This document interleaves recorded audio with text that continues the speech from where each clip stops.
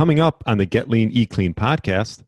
The tragedy in our low salt obsession is that the more and more you cut salt in the diet, the higher the insulin gets, because insulin is a water retaining hormone and a salt retaining hormone. And because salt is a molecule that is so essential for life, as you start cutting it in your diet, well, then the body becomes all the more desperate to hold on to what it's got. And so insulin climbs in order to try to keep that in. And as insulin stays high, you become insulin resistant. There are actual human clinical interventional studies that have proven this. So this isn't even correlation / coincidence. This is causality. The more someone is cutting salt, the more likely that they are becoming more and more insulin resistant. Ironically, all in an effort to try to hold on to the salt that they do have. Hello, and welcome to the Get Lean, Eat Clean podcast. I'm Brian Grin, and I'm here to give you actionable tips to get your body back to what it once was 5, 10, even 15 years ago.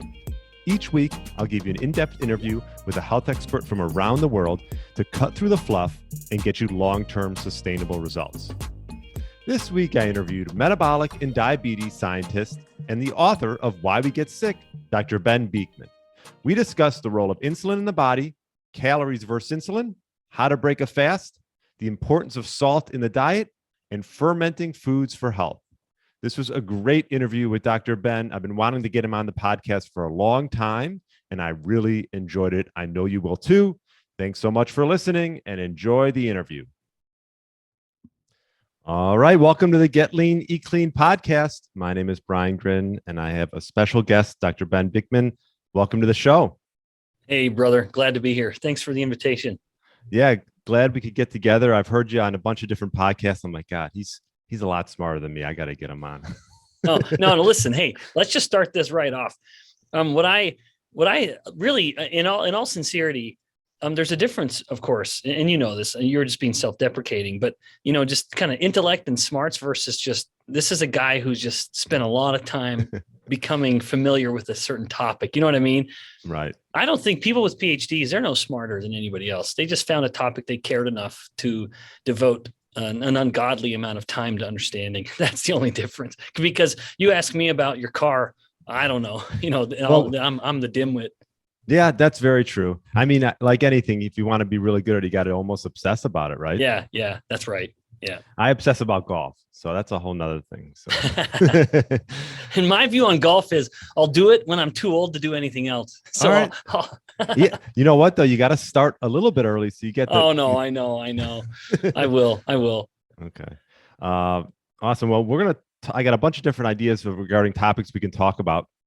Maybe before we get into that, just give the audience just maybe a short background of I know on your Facebook page you say you're a diabetes and obesity scientist, which is pretty cool. Maybe give them a little background of your your teacher and author. I also have your book here, Why We Get Sick. So we'll talk about that. Yeah. So you that's a pretty thorough introduction. I'm a research scientist, so publishing scientist, conducting research in my lab all the time. Even today, doing some experiments looking at how fat cells express different levels of thyroid hormone receptor and how that influences the metabolic rate in fat cells. Nothing to publish on that yet. But yeah, so active researcher, publishing and presenting. I'm also a professor in the sense that I teach classes. I have an undergraduate assignment where I teach undergraduate students about the body when it gets sick, like diabetes, for example. And then I have a graduate course that I teach about endocrinology, so the study of hormones, which is perfect for me because I study hormones in my lab. And so it's fun for me to be able to teach that topic. I'm very kind of on the nose. And then, of course, outside of the classroom and the lab, I am a husband and father, and that means more than anything else. Yeah. And what got you interested in, I know you talk a lot about insulin resistance and hormones in general. What sort of got you interested in all that? Oh yeah, it all started with insulin, and it all started with the fat cell. I will not forget the moment where I was getting a master's degree in exercise science, and I knew I wanted to pursue academia and become a scientist and a professor. But I was still learning what I wanted to do and what I would become in that regard, professionally speaking. And then I stumbled upon a paper that had been published just a couple years prior. So this is early 2000s. The paper was published late 90s, which detailed how fat cells, when they got big, started to secrete pro-inflammatory proteins called cytokines. And that started to promote an inflammatory profile in the body, which then caused this condition called insulin resistance, which I wasn't familiar with. But that was thought to be the link at the time, and it still is thought to be a link connecting weight gain to type 2 diabetes. So that was the beginning of it all. Very humble, almost accidental origins. And then I couldn't get insulin resistance and inflammation out of my mind. And then I pursued that very deliberately with my PhD work, my dissertation, looking at changes in inflammation and insulin sensitivity in people who were overweight, obese, who had gastric bypass surgeries, and then more intent, deliberate focus on this topic with inflammation and insulin resistance during my postdoctoral fellowship. And then when I started to run my own lab here at BYU 11 years ago, the theme continued. Yeah, interesting. I've always been intrigued as well, not maybe quite on the same level as you, with insulin and its role in the body. Maybe talk to our audience a little bit about, I mean, we could probably spend an hour about all its different roles that it plays, but perhaps what it has to do with, just with fat loss and things that could affect, every people on an everyday basis. Yeah. So insulin is a hormone of life. Right. You must have it or you'll die. And the relevance of insulin is reflected in the fact that literally every single cell of the body has insulin receptors. In other words, every cell has these little pockets that just insulin will come and bind and then tell the cell to do something. Now, it's no surprise, because there's such a variety of cells in the body, that insulin will tell different cells to do different things. The most famous thing that it tells cells to do is to take in glucose. Some cells will respond to insulin, like muscle cells, by opening doors for glucose to come in and thereby lower blood glucose.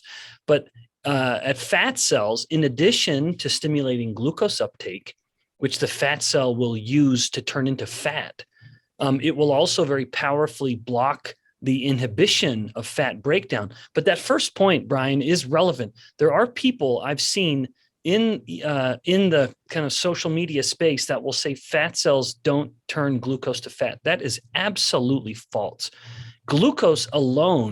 Just glucose alone is capable of activating the enzymatic machinery to turn on the biochemical pathway to make fat from just scratch carbons, like from glucose. Not even insulin, but just glucose alone provides that signal.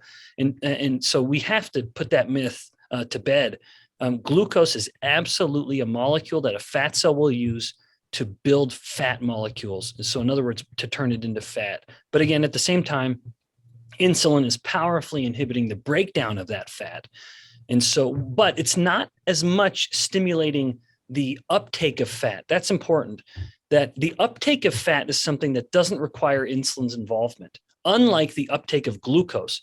If a fat cell's pulling in glucose, insulin tells it to do that. That's necessary. But with regards to the fat alone, insulin's blocking the breakdown of that fat. And so the net effect of this is, while the fat cell continues to take in fat without insulin even telling it to, what it starts to grow because insulin's blocking the breakdown of the fat, not to mention inducing the synthesis of new fat in the form of turning glucose into fat. Now, a little bit off that point is, there's sort of two arguments. There's probably more than just two, but there's sort of two sides of it. You have sort of maybe an old school approach, maybe some new school is like, it's all about calories.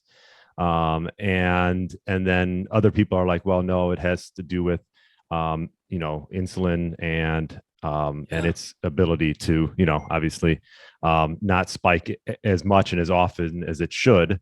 I've always been more, I've never counted calories my whole life. I just sort of go off intuition, try to eat till I'm full, till I'm satisfied and move on. And I can sort of just, until I've always been on the insulin side, but I'm just curious, what's your thoughts? I know which side maybe you sit on, but it probably is a combination of both.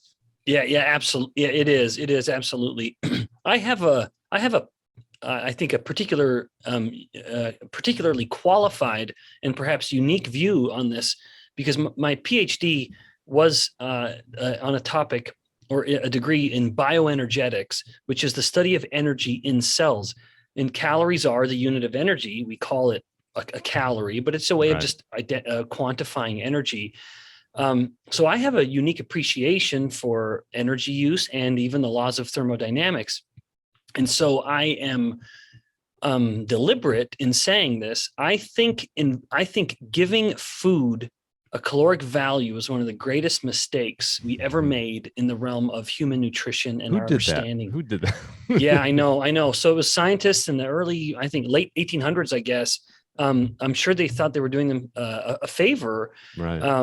And there's something to be said for just knowledge, but then trying to apply that to the human organism as if we are a perfect thermodynamic machine.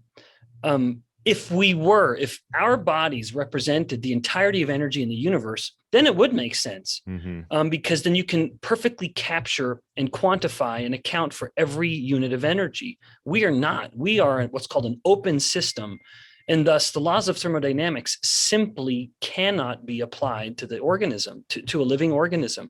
I think it is a travesty of science that it was ever invoked in the first place and that it continues to be invoked. Now, having said this, I'm not saying energy doesn't matter. Energy does matter, but our obsessive focus on energy has caused us to totally overlook the relevance of hormones, because hormones, especially insulin, are what tell the body, the cells of the body, what to do with the energy that it has.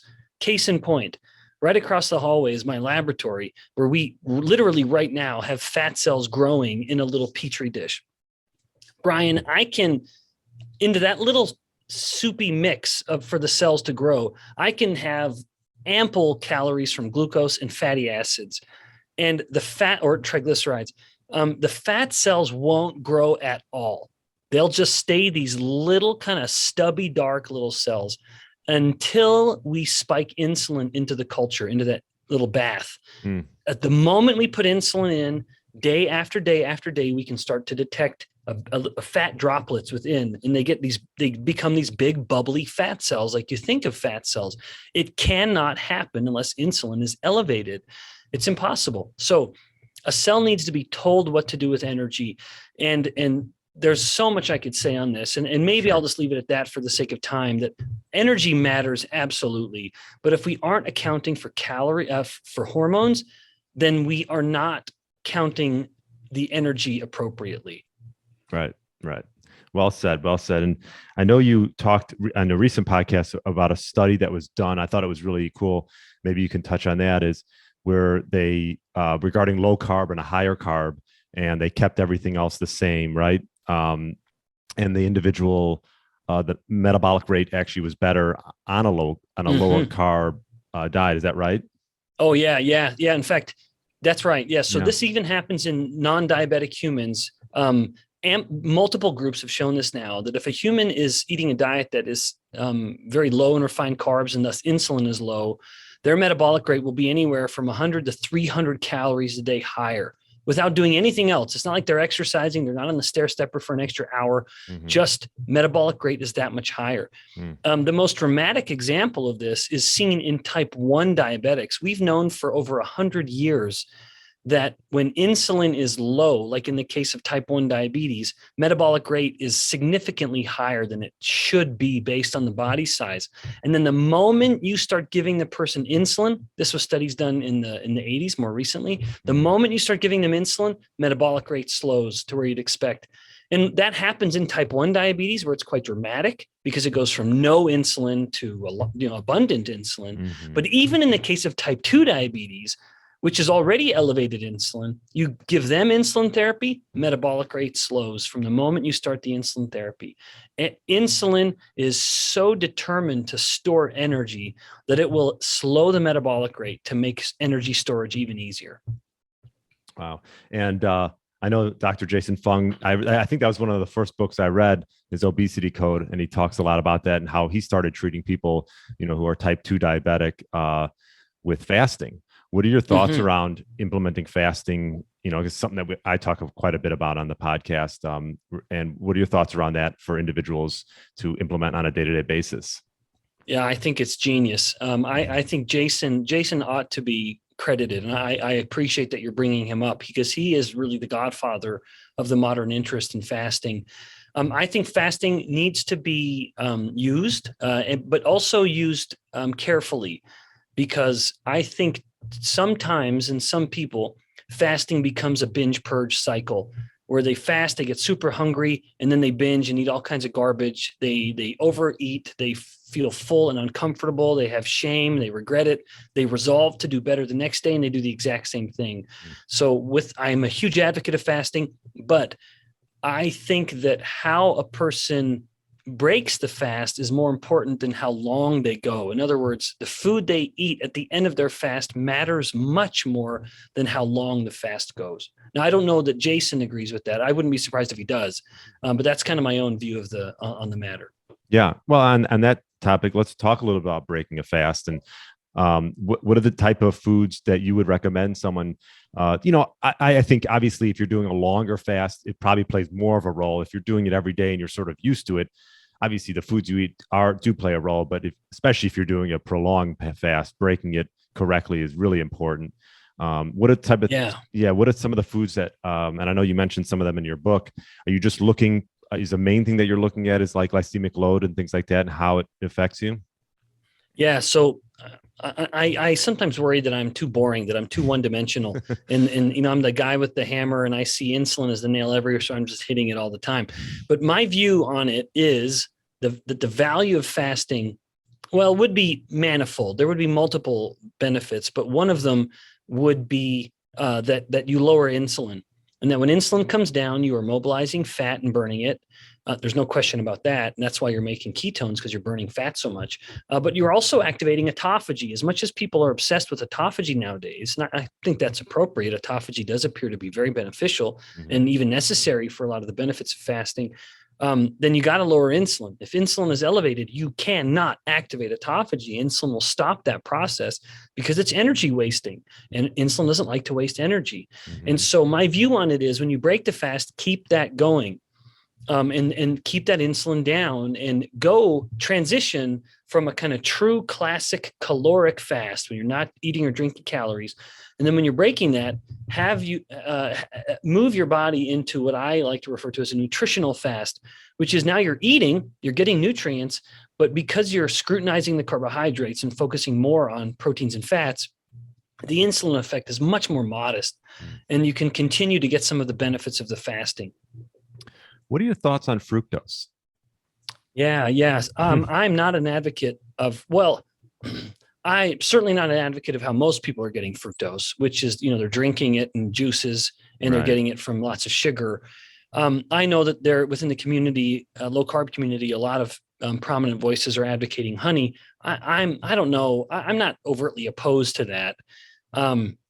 Honey is a mix of glucose and fructose, kind of like sugar is, but of course it's very natural. And if it's not pasteurized, I think it can have a lot of benefits, like with antibodies and enhancing immunity in people.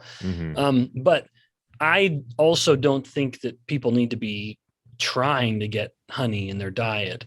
Fructose, although that's not what you asked me about, too much fructose will absolutely promote fatty liver disease.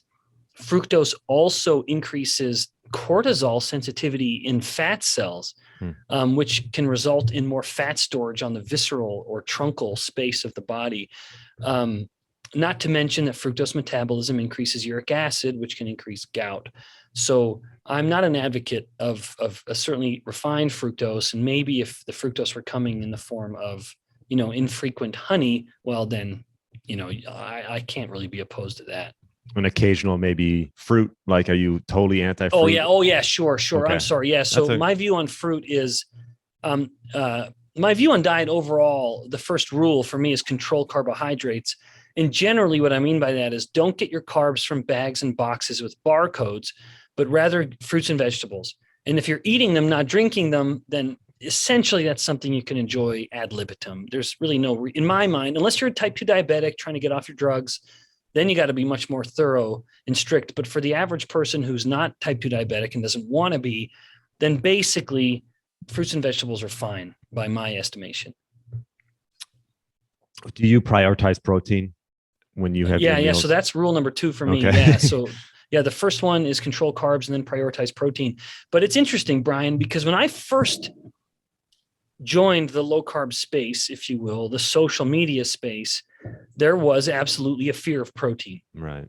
And in fact, that was so interesting to me that I devoted some time to it and gave a talk at Low Carb Breckenridge years ago, looking at protein and helping people understand, one, that it has a modest effect on insulin itself, and 2, it's usually coupled with an equal or even greater effect of glucagon. And I think, kind of the one who brought glucagon into the conversation here, which offsets what insulin's doing. But as pleased as I am that protein is no longer vilified, I wonder at how far we've swung the other way, where it's protein at all costs, and protein has become the single greatest component of the diet. I don't think even at the expense of fat, where it's just high protein and low everything else, I don't think that is a diet that is prudent, in part because the best proteins come with fat. And in our hubris, we think we know better, I would say, than God. Others would say than Mother Nature. But those protein sources that come with fat should come with the fat.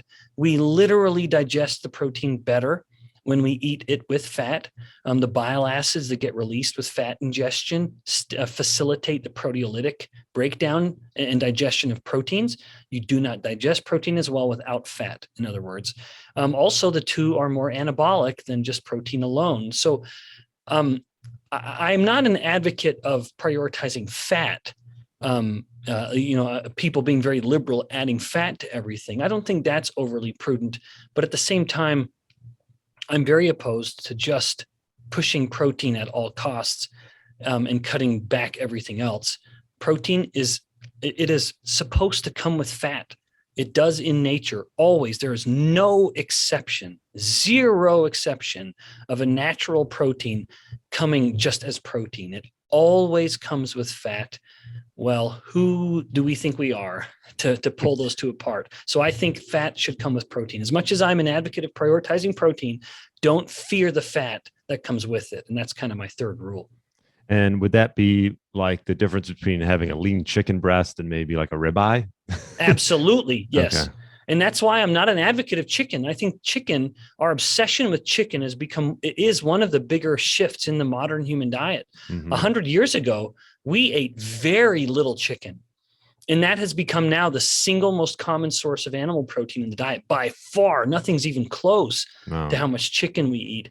And I think that's wrong. We used to keep chickens around for their eggs, which is a 1-to-1 mix of protein to fat, right? Kind of like a fatty cut of beef. Well, that's what we should do. That's what we should get back to, in my mind. Yeah. And I noticed you mentioned something you talked about in the book a little bit about white adipose tissue and brown adipose tissue. I thought that would be a cool thing to talk about, and its relation with cold therapy, right? Yeah.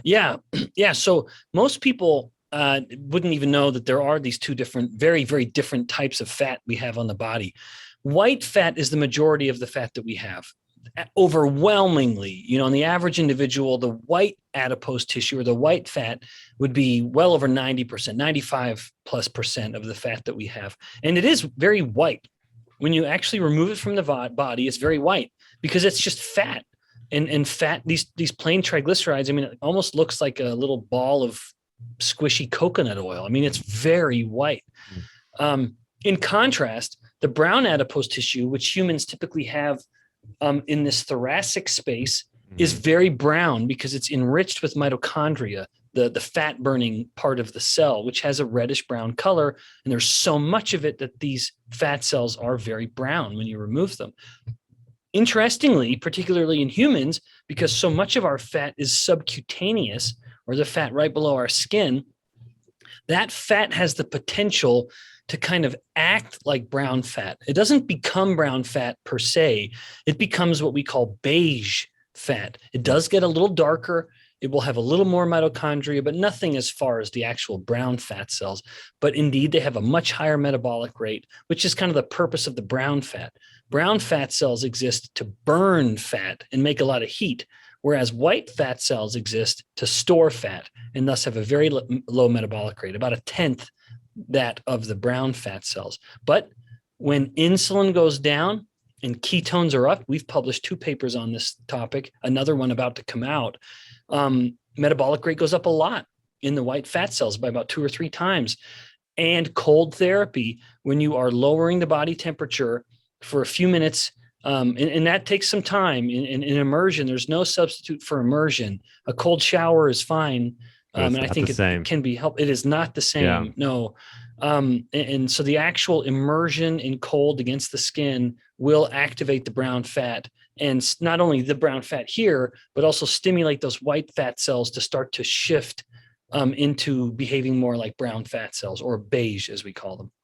I wanted to ask about cold therapy because I actually recently put a cold plunger in my house, and I've been using it like almost every day. And it's I'll tell you, Brian, I'm actually jealous. So yeah. I've been talking to the athletic training facility here on campus because I know a lot of these guys, and there are so many hurdles to me getting in to use their ice bath that I've just not been able to do it. Like, I can only go when the athletes aren't there and they got to socially distance, and you got to be masked up. And I'm like, I don't want to do all that stuff. And I also don't want to be sitting in an ice bath with like a 300-pound lineman on the football team, Just tell him you're the kicker. He won't know. Yeah, I'm the scrawny one on the team. Well, I will say more and more companies are coming out with these plungers, and you can get one for not a crazy amount of money. And I will say it is like, not only just like, it's therapeutic. I really think like if just like, it's a game changer. If people are like, not that I'm like clinically depressed or anything, but it just makes you feel so good. And so do you keep it outside? So I don't. I have a room. It's like sort of off the house. It's a sunroom. Kind of like almost. A covered patio. Okay. Yeah, like a covered patio. Yeah, exactly. It's covered, but it's closed in. It's closed in. I could have this outside if I wanted to, but I'm in Chicago, and so yeah, and filters the water. I mean, this one's really. I mean, I splurged on this one, but it filters the water. You don't have to keep refilling it. I mean, it's great. I mean, yeah, no kidding. But I recommend. I mean, you won't. Yeah, I'm not a coffee drinker, but you don't need coffee anymore if you start. Yeah, that's great. Yeah, I'm not either. I'm not a coffee drinker either. But I'm so interested in really leaning into this. I'm going to look into it. I'm enough of an influencer now. I'm just going to get someone to send me one. For goodness sakes. For sure. No, for sure. You should work that. I'll try. Yeah, I'm going to work it. It really is a game changer. Okay, we got off a little bit, but I just was curious about that. Why don't we touch a little bit about, well, I was thinking salt and insulin resistance. I think salt has like this sort of a bad name to it. These low salt diets, just like the low fat sort of trend that came around. But a lot of this stuff is sort of going by the wayside. What are your thoughts on salt? Yeah. Well, I think it's bonkers. So the obsession on salt is partly born from old studies that looked at something called the DASH diet, the dietary approach, or I think approach to stop hypertension. And in these studies, they found that, you follow the DASH diet, which is a low salt diet, and indeed blood pressure drops pretty well and meaningfully. However, what these clowns don't want to admit is that while the DASH diet is, yes, a low salt diet, it's also low in refined carbohydrates. Well, they don't want to acknowledge that. But the fact of the matter is, insulin is a water retaining hormone. Among its many, many effects throughout the entire body, its effects indirectly at the kidney are to tell the kidney to retain salt and retain water. And so people kind of mix these up. What's interesting is that if you can put someone on a low carb diet, like we've done, and we published a paper a few years ago, just low carb, they can eat as much salt as they want. Blood pressure just plummets. And studies that have explicitly just teased out the salt alone, not the low carb or the low refined carb, which is part of the DASH diet, which is a confounding variable. When you just control the salt, blood pressure drops like 1 or 2 points. It's meaningless. It's totally, utterly meaningless. The tragedy in our low salt obsession is that the more and more you cut salt in the diet, the higher the insulin gets, because insulin is a water retaining hormone and a salt retaining hormone. And because salt is a molecule that is so essential for life, as you start cutting it in your diet, well, then the body becomes all the more desperate to hold on to what it's got. And so insulin climbs in order to try to keep that in. And as insulin stays high, you become insulin resistant. There are actual human clinical interventional studies that have proven this. So this isn't even correlation / coincidence. This is causality. The more someone is cutting salt, the more likely that they are becoming more and more insulin resistant. Ironically, all in an effort to try to hold on to the salt that they do have. The body's amazing, isn't it? Yeah, well, it's more complicated than people want to admit, unfortunately. Yeah. So what would you recommend? I mean, I'm always thinking about, I think about salt all the time, but I do put like a good quality Redmond salt on all my meats and fishes and things like that. But is that enough? That's a good question.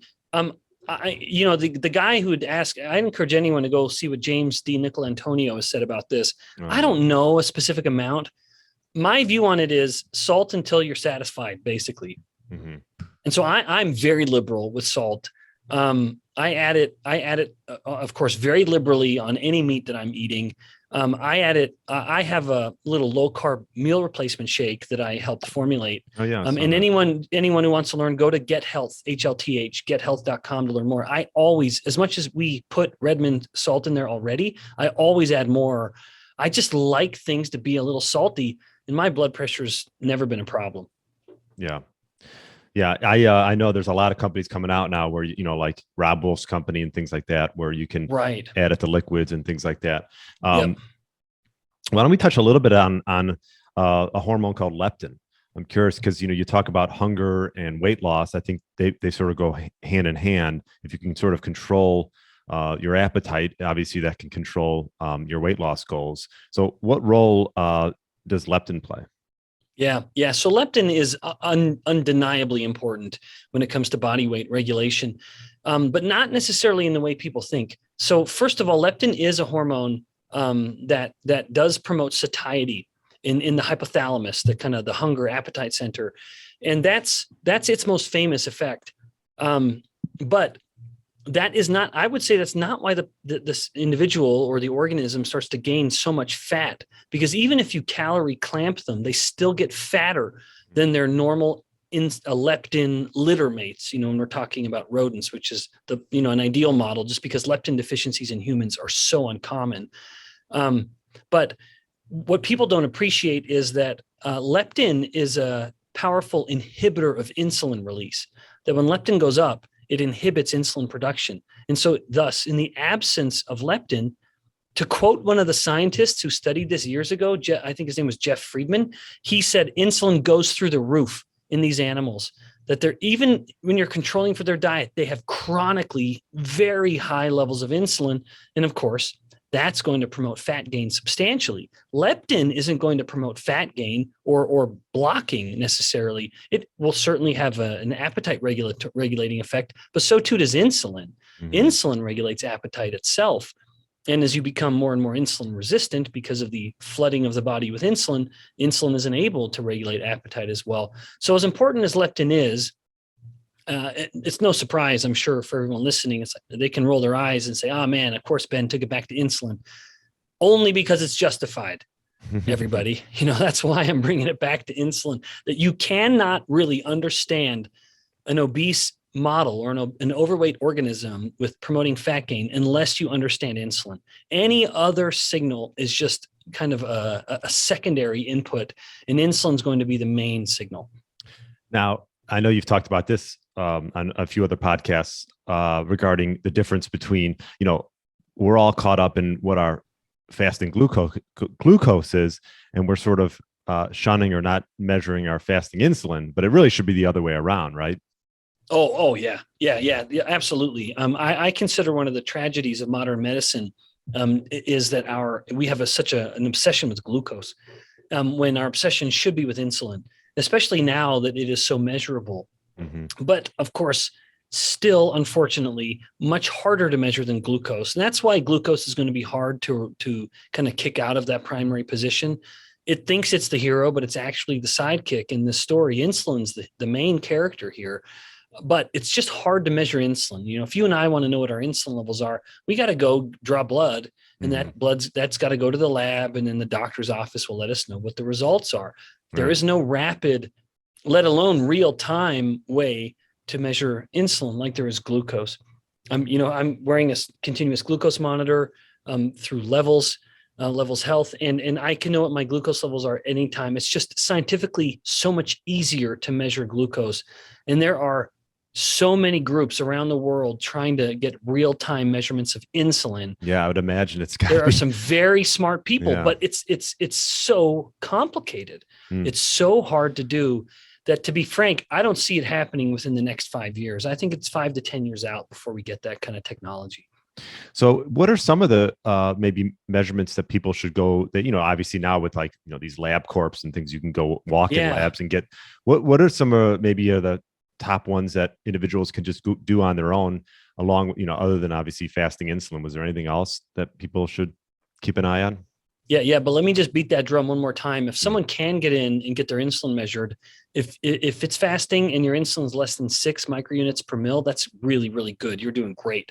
If it's under 10, you're probably doing fine as well. Mm-hmm. And then as it gets up into the teens, then that's kind of a warning. And if it's up into the 20s, and it is in some people, red light, you got to make some changes. However, the problem with insulin is, like most hormones, it has a rhythm to it. And so it's possible that someone's come in and they've measured their insulin at the peak, the perfectly wrong time. There's no way to predict that, unfortunately. Well, then all the more reason to lean on a different marker, which is the triglyceride to HDL ratio. Take your fasting triglycerides and divide it by your HDL cholesterol. And that is a surprisingly accurate predictor of insulin resistance. And if that triglyceride to HDL ratio is less than 1.5, then you're doing really good. I just did mine, actually. Pull that out, man. Yeah, here it is. I was 0.45. Oh, you dynamite. Okay. You're doing great. That cold bath is working, brother. Oh God. Yeah. Because I keep hearing that come up, and I was like, oh, I just got some blood work. It's interesting thing. My blood work is across the board, I think, solid. I'm not going to go through everything, but the one thing that it just spikes is the fasting glucose for some reason. It was 107, and I don't know if that's physiological insulin, but that's a totally different thing, right? Yeah. So you know what? So once upon a time, that would have been considered a normal number. Did you know that? Over the years, what's been considered a normal glucose level has been pushed down, further. I don't know the reason for this. The cynical reason, and I admit, the older I get, the more cynical I'm becoming. Mm-hmm. I think by having a stricter, more strict glucose cutoff, it's a great way to put people on medications earlier. Right. Because someone might say to you, Brian, you're pre-diabetic. We got to put you on metformin here. I'd be like, it's basically, I know it's cynical, but it's a really good way to sell more drugs. No doubt. And so you tell me your glucose is 107 and that your insulin's good, your triglyceride HDL ratio is good. I'd say you're fine, man. Right. I don't think there's any reason to be worried. But also, if you had done some cold therapy earlier that day, for example, that's a stress on the system. Now, it's a therapeutic stress, but any stress is associated with at least some acute increase in glucose. There's no way around it. Same goes with exercise. Same goes with a sauna. If it's a stress on the system, glucose will climb for a time. Or you had a bad night of sleep, which actually goes through the same mechanisms that the cold therapy and stress does with sauna and et cetera. But nevertheless, there are so many variables that can play into just manipulating your glucose levels, even for just a few hours at a time, that if all your other numbers are good, then you're solid in my view. What about measuring ketones? Is this something? Yeah.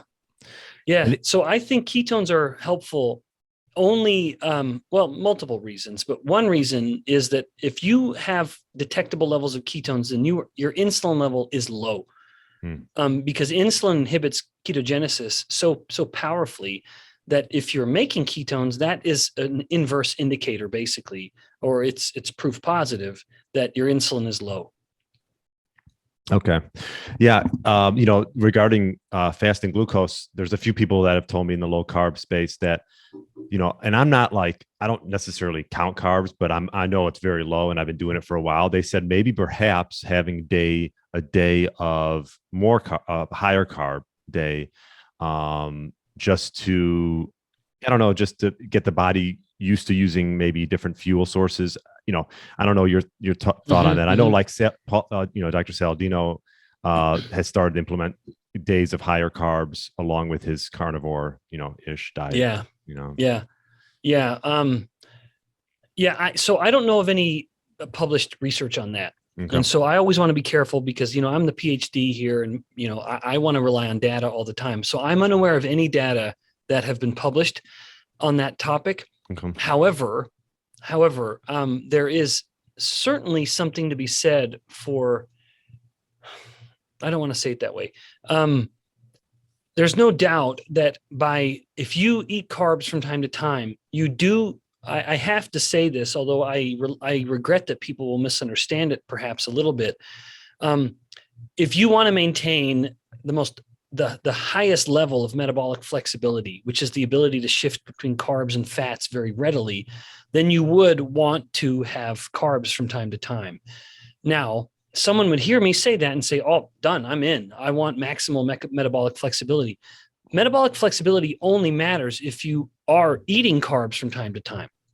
For example, if someone doesn't eat carbs for 48 hours, their pancreas stops making insulin, not because it's sick or anything. It just is. It's almost as if the pancreas is sampling the blood, thinking, "Oh, we're not getting any glucose spikes anymore, and we got all this insulin that we've made, and we're holding it here, packaged, ready to go."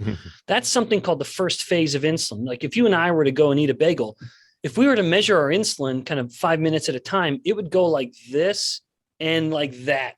There's two phases. The first phase is the release of all the insulin the pancreas already has. The second phase is the release of all the insulin it starts making from scratch. So it's basically like this factory with a warehouse. And the warehouse is holding all the pre-made insulin, and the factory is ready to be flicked on the moment it needs to start making more insulin, but it takes a little bit of time for it to do so. If you cut your carbs, even if you just fast for 24 hours, not even low carb, you get rid of the warehouse. You get rid of the pancreas is so determined to be efficient that it's looking at all this insulin, and just 16 or 18 hours into a fast, it basically starts to say, it looks like we don't need this after all. Let's start just tearing down the boxes and throw all the insulin away. And it will literally break the insulin back down into its component amino acids. Thus, if you and I were then to go eat a bagel after having fasted for 24 hours, not to mention been on a low carb ketogenic diet for several weeks, we lose the first phase. And so we eat that bagel. Now our glucose has a little longer time to get higher because it's waiting for the factory to start making new insulin. We still bring it back down, but it took a little longer. In contrast, we eat that bagel and you and I eat another bagel about 6 hours later after everything is settled back down. Our glucose won't go as high. It'll go up and it'll come down in a much more expected pattern because the beta cells now were thinking, we're going to start doing this again. All right, let's fill the warehouse again with all the preformed insulin. So what happens is when you adhere to a low carb diet or you just fast for 24 hours, you lose the first phase of insulin release and thus become a little more glucose intolerant, not insulin resistant. Brian, anyone who tells you that a low carb diet causes insulin resistance, you laugh in their face. That is demonstrably false. They do not become insulin resistant, even physiological insulin resistant. People who say that don't know the hell they're talking about. That's not true. They become glucose intolerant, which is not the same thing. And it's acute. It's corrected. The one time you eat some carbs, eat carbs again a few hours later, and everything's as right as it ever was, even better than ever. So there's something to be said. If someone wants to be metabolically flexible and eat carbs from time to time and have it have minimal effect, and if you're a honey lover, then you would want to do that, well, then fine. If, however, you're all in and you are controlling your insulin and having ketones to help with your migraine headaches or your seizures, or you want to get off your type 2 diabetes medication, then there's no reason to cycle out of a low carb diet and have deliberate periods of eating carbs. That's a liberty that those that are already metabolically healthy can afford to take. But I'm not saying there's no justification for it, Brian. Again, if someone's singular goal is to have maximal metabolic flexibility, then you do want to put carbs in there. Most people nowadays are metabolically inflexible, stuck in the sugar burning mode, the carb burning or glucose burning, because their insulin is chronically elevated. And insulin is what dictates which fuel you're using. In contrast, people that have been adhering to a ketogenic diet for a prolonged period, they are metabolically inflexible kind of in the other way. They're stuck in fat burning, if you will. Now I say stuck, but I use that term loosely because to get out of it, all they got to do is eat some carbs and they're right back to being metabolically flexible. What would you say to someone that's, as majority of people I would say that are sort of stuck in this glucose burning mode, the sugar burning mode, to get out of that and get into more of a fat burning mode? Yeah. Well, it is all about lowering insulin. That is literally the reason why they're stuck in sugar burning. It's because if you're insulin resistance is and always is a state of elevated insulin. And that's why when people want to invoke physiological insulin resistance in the context of a low carb diet, I laugh in their face and I invite you to do the same, Brian. Let's not be polite about it. It's because those are low insulin states and you cannot have insulin resistance without elevated insulin. And that's the problem. The people that are metabolically inflexible, stuck in sugar burning, it's because their insulin is chronically elevated. Well, start fasting, start adopting a low carb or controlled carb diet. The insulin will come down. And now you're burning fat. What are some good tips I noticed in your book? And I'm curious your thoughts. And obviously, if it's in the book, you obviously agree with it to some degree. Is apple cider vinegar? Yeah. So I put it in there. Yeah, so I figured. Embrace it. But I did not have a ghostwriter, just for the record. Although it's interesting because some people come out with books and then you change your thoughts. I'm sure you've had, right? For sure. I'm sure you've had. Yeah, absolutely.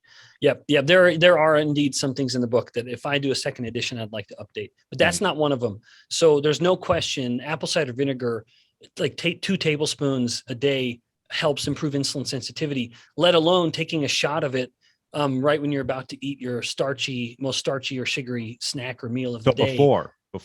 Yep. Before. Yep. It'll absolutely bring down the glucose and the insulin. There's just something about it, altering glucose digestion and absorption, improving insulin sensitivity, which it does, in increasing mitochondrial biogenesis, like literally stimulating the synthesis of new mitochondria. To me, apple cider vinegar, that's kind of like what honey is to Paul Saladino. Apple cider vinegar is to me. He loves his honey, and I'm a pretty big advocate of apple cider vinegar. Part of it is born from my affection for fermenting, which is ironic because I don't drink alcohol, and that's like one of the most popular fermented things. But I'm a fan of fermenting, and I think that we've lost something in that. As much as there are people who kind of espouse these kind of primal eating, well, what about fermenting? That was a part of an ancient diet that when our ancestors had carbohydrates and they wanted to preserve them to any degree, they would ferment these because they didn't have refrigeration. They didn't have ways of preserving the food. And when you ferment a food or dairy, the bacteria are eating the sugars from that. And so then what we end up eating has a much lower sugar starch content than it did before. At the same time, when bacteria ferment, they're different from our cells. When we ferment, they make short chain fatty acids, whereas we make something like lactate. They make short chain fats, and short chain fats are vinegar among a couple others. But vinegar is a fat. It is a fatty acid. It is the shortest of all the fats in possible, and they're tart. These short chain fats have a very tart flavor, which I love. I love the tartness. I'm sorry. Do you ferment your own foods, or do you buy fermented food? Yeah. So for a time, we would ferment our own dairy. I liked making kefir for the kids, especially, and I would drink it too. And I would add some like whole strawberries into it and blend it up as smoothies for the kids, and they loved it. We just got out of the habit because I got too busy, and you got to these little kind of dairy fermenting cultures, you got to treat them like little babies almost. They need a lot of attention. So no, I'm not committed enough to do my own fermenting, but I like to buy unfiltered raw apple cider vinegar. Same goes with sauerkraut, unpasteurized, unfiltered sauerkraut, and an unsweetened whole fat kefir, or this kind of fermented dairy. And yogurt is a fermented dairy too, of course. Yeah. And I was just going to say, I know we're getting up to it here, but I could probably talk for, maybe we'll do a part 2. And in the part 2, I want to hear about your cold plunging. My cold plunging? Yeah. You said you were going to get into it. So maybe. Well, I want to. I just gotta, what I need you to do is send me your contact at that company. And I'm going to say, hey, I'm a little bit of an influencer, and I'll do a reel. It never hurts to ask, right? Well, I'm going to try, because I'm a professor, so I can't afford a cold bath. They don't pay me that much. Brad Kearns, Brad Kearns, he does he's a buddy of mine in the podcasting world, but he does a video on how he just has his own homemade one. And it's, you could just go to Home Depot and make your own, and, it's not a bad way to go. Yeah. No kidding. Start that way. So yeah, my thought was that when you do it, do you go all the way, do you go over your head sometimes and hold your breath for a few seconds, or is it just kind of up to your neck? Yeah. So right. I go up to my neck, like I did it last night. I go up to my neck for about, 2 to 3 minutes. And then the last maybe 10, 15 seconds, I'll dunk. Okay. And then that's it. You're done. That's it. You get out towel off and try to unthaw. Yeah. Yeah. Great. I don't like to jump right into like a warm shower. I like to just settle for a little bit, and then I'll go into the warmth. Love it, man. Love it. It's the cheapest hack, easiest hack. I'm going to do it. I'm going to just go into those, to hell with those 300-pound linemen. I'm going to say, hey, move over. And they'll say, who are you? And I'll say, I'm Dr. Bikman, you little schmuck. Make room. Yeah. You don't know who I am? A few more questions, and then we'll finish up. Dairy, thoughts on dairy. I have a farm, not that close, but 45 minutes away, that I get some raw dairy from. But I guess, what's your overall riding thought on dairy? And does it raise insulin quite a bit, or no? Yeah, absolutely. It does increase insulin. My view now, I don't mean to then suggest that it's something to be strictly avoided. I am an advocate of actually raw dairy. If that's a healthy cow, that's healthy milk. I love it. So I'm a fan of that, but always whole milk. Right. That is all we get in the Bikman home. In my home, it's only whole milk. I don't drink a lot of milk, only because I look at milk as a food for growth. Right. And it's high in all 3 macronutrients, which is why there's a decent insulin spike, but nothing like, junk food, like even a piece of bread. But it's high in all 3 macronutrients, which is perfectly formulated to help so that mommy mammal can make baby mammal grow quickly. Well, I'm done growing. But sometimes I'll drink it. But mostly it's for the kids. I'm eager for them to drink milk anytime they want. I don't drink it too much, but I do sometimes. Yeah. If you can get raw milk, I've been getting it for the last few months. It's so much better than regular. Well, we're getting on in here. What's the best way for people to, I know you mentioned you have the meal replacement, which is HLTH code, right? Health code? Yep. Health code. Yep. That's right. Yeah. And the website is Get Health. And people can see the blog there. I have blog and video content, and get the shake. Anyone who's interested, by all means, use the code BEN10, BEN10 to get a 10% off. It's a great, I think it's the best meal replacement shake out there. Of course, I made it. But I made it because I just didn't think there was a good one out there. So by all means, everyone, go learn more about it. If you guys give it a try, I can practically guarantee you'll love it. And then other than that, I'm mostly active on Instagram, frankly, which is funny because when I first got involved in social media a number of years ago, which was totally because I knew I was going to write a book and I wanted to be able to kind of market it myself. Right. I was mostly involved in Twitter, and I've come to hate Twitter. Brian, I don't know how you feel. Every time I engage on Twitter, I regret it. Honestly, It doesn't even matter what it is. So I only mostly get on Twitter now to follow college football and basketball. Actually, it's just college sports now. And then I've kind of shifted to Instagram, which is it's kind of a better medium for me. And I never would have admitted this about a year ago, but nevertheless, that's my long-winded way of saying, find me on Instagram. I typically do about 1 or 2 videos a week, always about human nutrition.